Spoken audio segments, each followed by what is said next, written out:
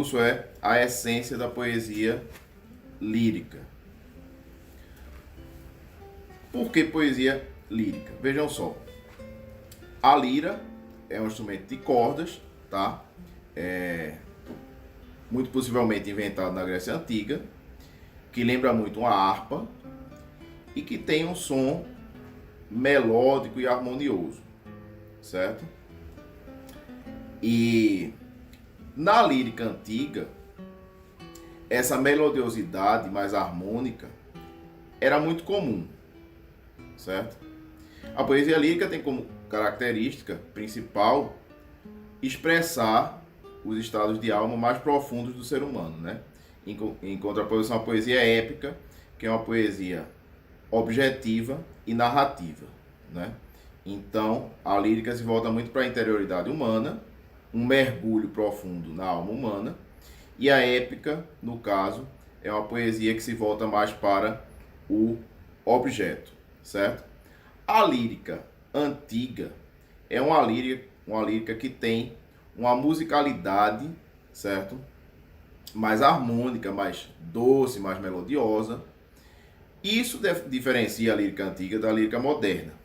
A lírica moderna, muitas vezes, tem uma sonoridade dissonante, às vezes fragmentada, certo? E dentro da lírica moderna, nós vamos encontrar também uma influência muito grande do teatro e da prosa de ficção. De modo que poesia lírica é justamente por conta dessa musicalidade. Então, e nessa parte eu vou falar a respeito das principais funções da poesia lírica, certo? O poeta norte-americano T.S. Eliot, né, que se naturalizou inglês, ele vai dizer que a poesia lírica ela nos dá uma sensibilidade suplementar, certo? O que é que seria essa sensibilidade suplementar? Tem a ver com a reeducação dos sentidos, certo? Há também um conceito muito importante, né, do Aristóteles, que o Olavo de Carvalho resgatou, que é o conceito de aperocalia, né? A aperocalia seria a falta de educação para o belo, quando o sujeito ele já não consegue mais perceber o que é belo e o que não é belo, né? O filósofo italiano, né, Benedetto Croce, ele vai falar que nós nascemos com a intuição estética. E de fato isso é verdade, né? Quando um bebê olha para a fotografia de um pavão, ele vai ficar deslumbrado, né? Quando ele olha, sei lá, para a fotografia de um rato ou de um porco, ele pode ter outra reação, né? Na natureza também essas coisas são muito perceptíveis, né? Por exemplo, o canto do canário, ele é um canto muito mais melódico, muito mais harmonioso do que o canto do pardal. De maneira que é bem óbvio que o ser humano ele nasce com essa intuição estética, que é a capacidade de reconhecer o que é belo. O problema é que essa intuição estética, né, essa educação estética, vamos dizer assim, ela pode ser corrompida quando a pessoa vai entrando em contato com uma subarte, com uma arte de quinta categoria, e aí vai fazendo com que ela perca essa sensibilidade estética. E um dos papéis da poesia é justamente restaurar essa sensibilidade estética.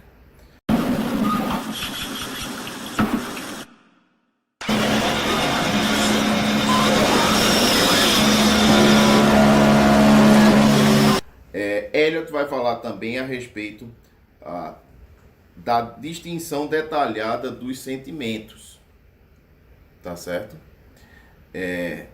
Então, quando o sujeito ele entra em contato com a grande poesia universal, ele tende a saber distinguir todos os detalhes, todos os nuances sentimentais de uma maneira mais precisa, certo?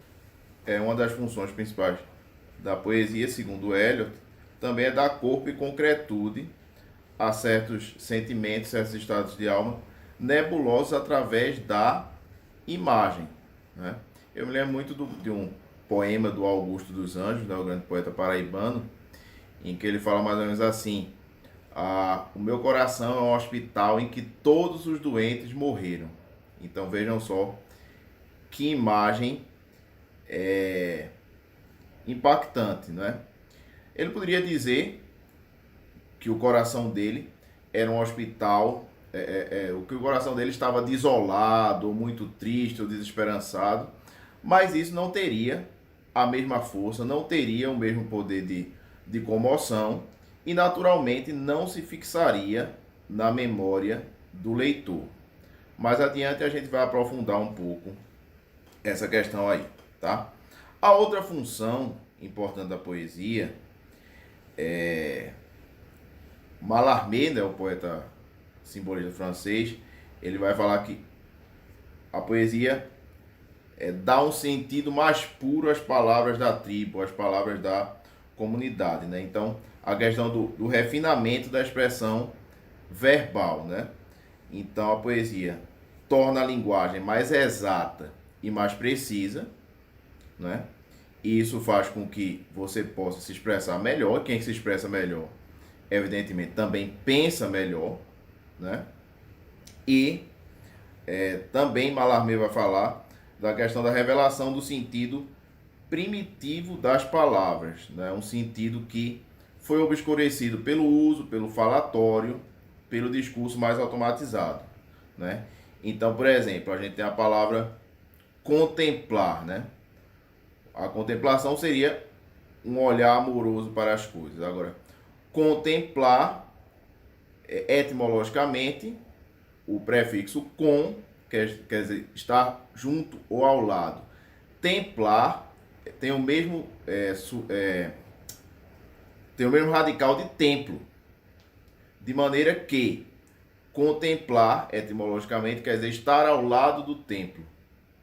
Então, quando a gente resgata esse sentido mais primeiro das palavras, né, a expressão tende a se enriquecer muito, né, e naturalmente vão surgindo descobertas interessantes, né? Outra palavra interessante é considerar, né? Temos aí o prefixo com e siderar, que é o mesmo radical de sidério, né? Então, de certa maneira, considerar é enxergar ao lado das estrelas, né? Então, esse sentido etimológico, ele também pode ser resgatado pela poesia, certo? A outra função que eu destaquei é uma coisa que o poeta inglês John Keats percebe, né? Que a poesia como forma de preservação da cultura da antiguidade. O Keats tem um poema muito famoso chamado Ode a uma Urna Grega, né, que é considerado um dos grandes poemas da Inglaterra de todos os tempos. E nesse poema, não é, ele vai narrar, né, ele vai descrever o friso de uma urna grega. A urna grega era um repositório das cinzas dos mortos, mas também era uma obra de arte, né? De maneira que, no friso dessa urna, que ele descreve no poema, você vai encontrar os costumes de uma civilização desaparecida, no caso a Grécia Antiga, e de uma civilização extremamente rica culturalmente, né? Inclusive o berço da filosofia. Então, ele vai descrever de uma maneira muito poética o friso dessa urna, em que ele vai encontrar desenhos feitos por um artesão, certo? E esse poema é um poema a respeito da perenidade da arte, né? Porque é um poema a respeito de uma obra artística, e ao mesmo tempo é um poema que traz muito do modo de vida de uma civilização importantíssima que já não existe mais tal qual como era, né? Então, não só a poesia, como a literatura de uma maneira geral, ela vai ter esse poder de perenizar a memória, né? De fazer com que esse legado cultural ele não seja apagado, ele não desapareça, né? Isso fica muito claro, por exemplo, na poesia de Homero, né? Embora o curso seja sobre poesia lírica, mas nas epopeias de Homero nós temos toda a cosmovisão grega, né? Está presente dentro das epopeias de Homero, de maneira que se você quiser entender a civilização grega, você é obrigado a ler escritores como Homero, de modo que a literatura e as artes elas são mais do que literatura e arte, né? Elas também são maneiras de perenizar, de tornar inextinguível o legado dessas grandes civilizações, dessas grandes culturas, né? Então, em certo momento da antiguidade, a palavra vates ela era designada para apresentar o poeta e o profeta, de maneira que poesia e profecia eram coisas que caminhavam juntas. Com o passar dos séculos, a poesia ela vai sofrendo um processo de secularização, certo? Então, eu anotei uma passagem, um trecho do livro Homo Ludens, do Huizinga, e eu vou dizer exatamente o que ele pensa a respeito disso. A verdadeira designação do poeta arcaico é vates, inspirado por Deus, em transe. Estas qualificações implicam ao mesmo tempo que ele possui um conhecimento extraordinário. Ele é um sábio, shair, como lhe chamavam os árabes. Todos os poetas gregos arcaicos revelam vestígios de seu progenitor comum. Sua função é eminentemente social. Falam como educadores e guias do povo. São os líderes da nação, cujo lugar mais tarde foi usurpado pelos sofistas, né? Então, essas visões e visagens, em certo momento da antiguidade, elas eram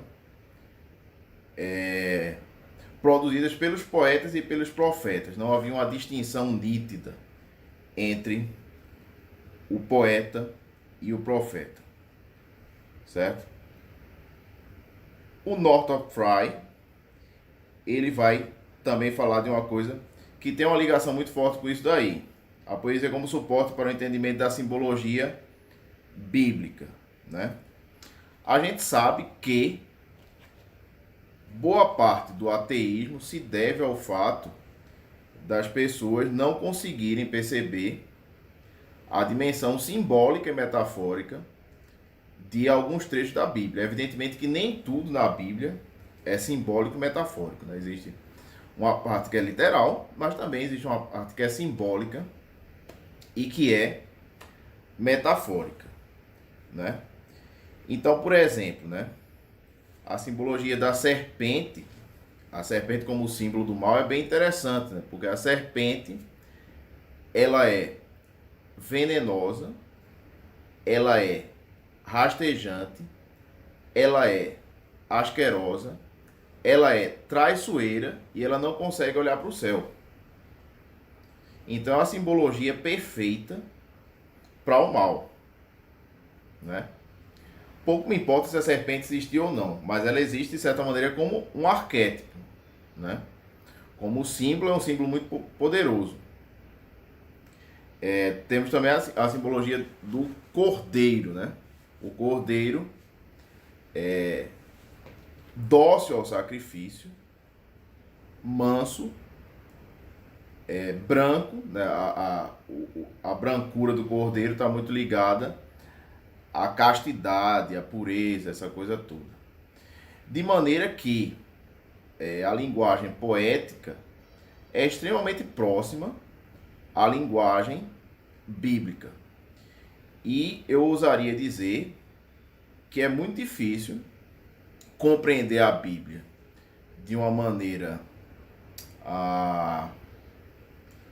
clara, né, de uma maneira frutífera, sem uma educação literária.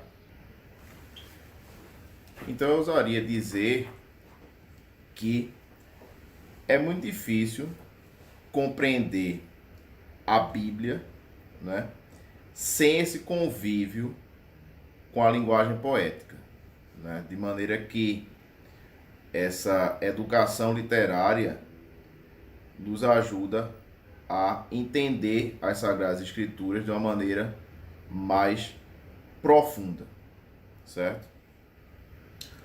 O outro tópico é a poesia como chave para o entendimento da vida, né? Quem fala isso é o nosso poeta Murilo Mendes, né? Um poeta que, aliás, deveria ser muito mais estudado, né? É porque, em geral, no Brasil, os poetas místicos, os poetas que têm uma dimensão cristã, eles são deixados um pouco de lado, infelizmente, né? De modo que a poesia, como diz o Murilo Mendes, não é apenas uma arte. Ela também é uma forma de cosmovisão, uma forma de compreensão a respeito da estrutura da realidade. O que é que o Murilo fala numa entrevista ao Romero Senna? Ora, a poesia é uma coisa muito alta, profundamente ligada ao destino transcendente do homem. É uma chave do conhecimento do universo, como a religião e a ciência, e não pode, portanto, ser relegada à condição de um passatempo frívolo, né? Essa entrevista foi dada ao Romero Senna em 1945. Quer dizer, a poesia não pode ser relegada à condição de um passatempo frívolo, e ela também não pode servir de veículo de propaganda ideológica, para propaganda ideológica, sob pena de trair a sua própria essência e de se empobrecer, né?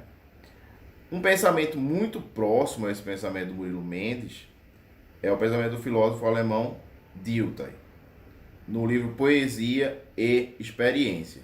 Então, nesse livro Poesia e Experiência, Dilthey vai dizer que a poesia não é só uma arte. Ela também é uma arte, mas ela é uma maneira de cosmovisão, uma maneira de compreensão, uma maneira de compreender a estrutura da realidade. Então, o Dilthey, no livro Poesia e Experiência, vai dizer o seguinte: a poesia foi levada a reconhecer as seguintes verdades fundamentais.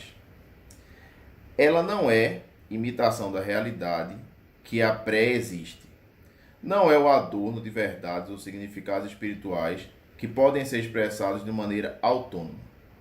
A potencialidade estética é o poder criativo para a produção de uma significação que transcende a realidade e que jamais poderá ser encontrada no pensamento abstrato. Efetivamente, a poesia é um tipo ou uma maneira de cosmovisão.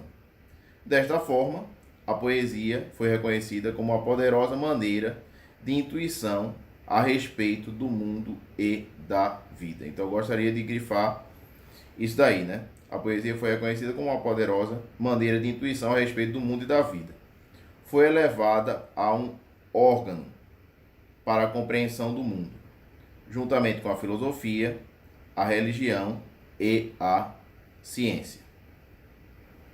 Ainda dentro dessa concepção de que a poesia é uma espécie de cosmovisão, ou melhor, expressaria uma cosmovisão, né? E ela própria também é uma cosmovisão, uma obra poética de um poeta grandioso, como Shakespeare ou como Dante, e também é uma cosmovisão, né? Ainda dentro dessa perspectiva, o filósofo Jacques Maritain vai dizer também o seguinte: poesia é conhecimento, incomparavelmente, conhecimento experiência, conhecimento emoção, conhecimento existencial. Ela é o fruto do contato do espírito com a realidade em si mesma, inefável, e com a sua fonte. que acreditamos ser Deus, né? É interessante porque o escritor norte-americano William Faulkner, né? Ele vai dizer uma coisa bem interessante, né? Ele vai dizer assim: se você quiser compreender melhor a vida, o ideal é que você leia livros de prosa e ficção. Mas se você quiser aprender a sentir melhor a vida, o ideal é que você entre em contato com as obras dos grandes poetas. Um pouco mais à frente a gente vai falar detalhadamente sobre isso, quando a gente falar do Carlos Drummond de Andrade, né? E da poesia como expressão do sentimento do mundo e do espírito de certas épocas, né? Do espírito da época, para ser mais preciso.